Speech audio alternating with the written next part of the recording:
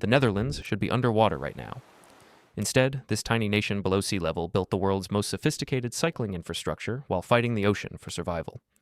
Dutch cities have more bikes than people, with 35,000 kilometers of dedicated paths connecting every neighborhood in the country. Amsterdam alone sees 900,000 daily bicycle trips across its compact urban core. You've probably noticed those iconic orange bike lanes and travel photos posted everywhere online. What you didn't notice is how they eliminated car dependency without eliminating cars entirely. The Dutch spend 1.3% of their transportation budget on cycling infrastructure, generating 3% GDP returns annually through reduced healthcare and productivity gains. Every intersection uses separated signals for bikes, pedestrians, and vehicles to prevent conflicts. Children as young as 4 cycle to school independently because infrastructure physically protects them from traffic. The secret? They treat cycling as transportation, not weekend recreation. Protected intersections and priority signaling make 2 wheels faster than 4 for trips under 5 kilometers. Rotterdam rebuilt after historical devastation and chose bicycles over highways when other cities went all in on cars. Dutch citizens save 19 billion euros yearly in healthcare costs because they accidentally exercise during their daily commute. That's national engineering genius masquerading as simple bike lanes. Switzerland runs trains so precisely that delays over 3 minutes are considered a system failure, requiring detailed explanations from operators. Swiss Federal Railways operates 11,000 daily services, connecting 800 stations across a country smaller than West Virginia or roughly twice the size of New Jersey. You've seen those scenic mountain railway videos trending on social media constantly. What you haven't seen is the obsessive coordination making such precision possible. Trains, buses, boats, and cable cars synchronize within 2-minute windows at every single transfer point nationwide. Miss your connection in Zurich? The next one arrives in exactly 7 minutes because the entire national schedule functions as one integrated machine. The Swiss spend 12 billion Swiss francs annually on rail infrastructure, maintaining punctuality above 92% even during harsh alpine winters. Every village with 300-plus residents gets guaranteed transit service regardless of profitability. Underground stations in Basel connect directly to shopping centers through climate-controlled passages, eliminating surface parking needs. The famous Gotthard base tunnel runs 57 kilometers through the Alps, cutting north-south travel times by 1 full hour. The Swiss model proves mountainous terrain doesn't excuse poor transit planning. It just requires more creative solutions and serious long-term funding commitment from government. Norway decided oil wealth should fund sustainable cities instead of highway expansions. Oslo removed 700 parking spaces from its city center and replaced them with bike lanes and pedestrian plazas. Car traffic dropped 30%, while retail sales increased 10%. People who walk past shops actually enter them. Remember when American cities demolished neighborhoods for parking? Norway did the opposite. Bergen charges drivers $6 during peak hours. Revenue funds free transit for residents under 20. Trondheim built heated sidewalks, eliminating the excuse that winter makes walking impossible. Norwegian cities mandate new developments within 500 meters of transit stops. The government banned fossil fuel vehicle sales starting 2025, but nobody panicked because alternatives exist. Electric charging stations outnumber gas stations in major cities. Oslo plans carbon neutrality by 2030 through transit investment and expanding car-free zones. Their approach treats climate goals as infrastructure problems requiring infrastructure solutions. Denmark consistently ranks among the world's happiest countries. And urban design explains why. Copenhagen has more cycling infrastructure per capita than any major city. The famous Finger Plan from 1947 organized regional growth along transit corridors, preventing sprawl before it started. Danish cities prioritize human-scale development. Buildings rarely exceed 6 stories. Streets accommodate pedestrians first, cyclists second, cars third. You've seen photos of the colorful Nyhavn waterfront. You didn't see the strict zoning ensuring every neighborhood has grocery stores, schools, and parks within walking distance. Copenhagen's harbor went from industrial wasteland to swimmable water in 20 years. Residents now jump into the harbor during summer. Danish kindergartens take children outside in all weather because outdoor spaces are designed for year-round use.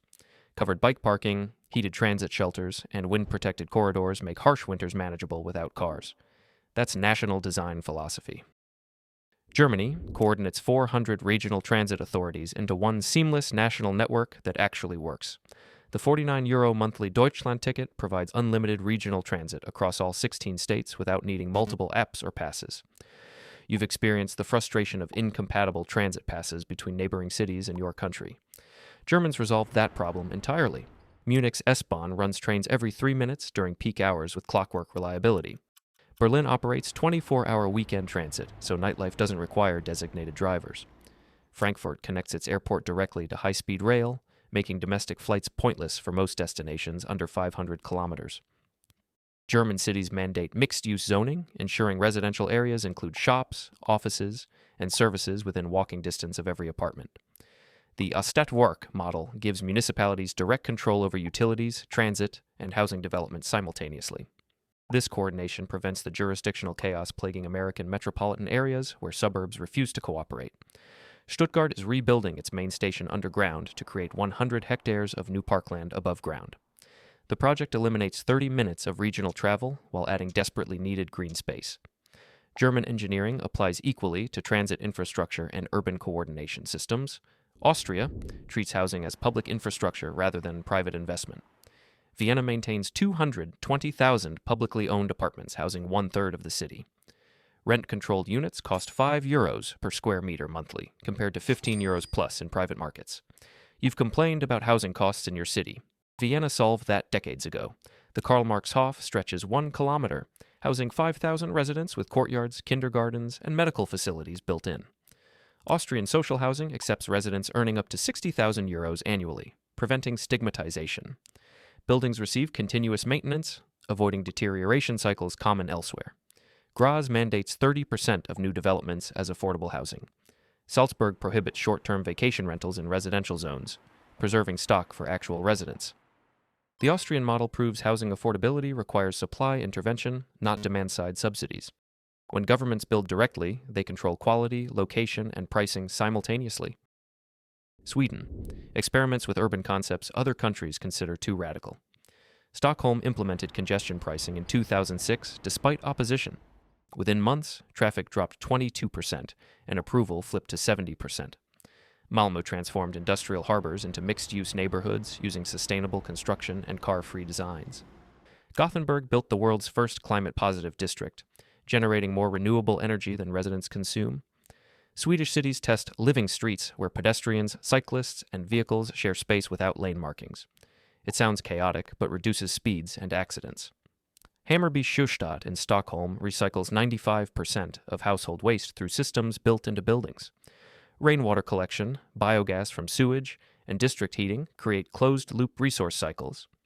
They even harvest body heat from commuters passing through Central Station to warm nearby office buildings during winter.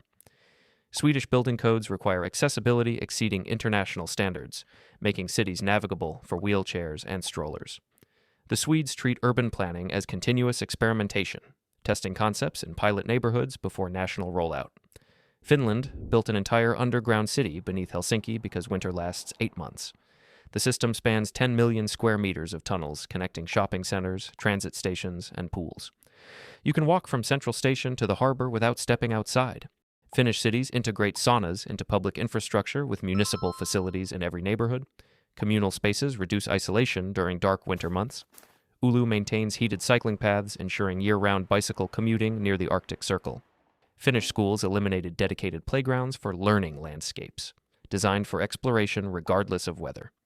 Helsinki's library includes spaces for gaming, music production, and remote work because public buildings should serve contemporary needs. The national curriculum teaches traffic safety and cycling starting at age 6. Every citizen navigates cities independently before secondary school. Finnish urban design accepts winter as permanent reality. Heated shelters, underground networks, and weather-protected cycling make harsh climates livable without car dependency. Like this video if your country should take notes, and subscribe for more urban planning content that actually explains how cities work.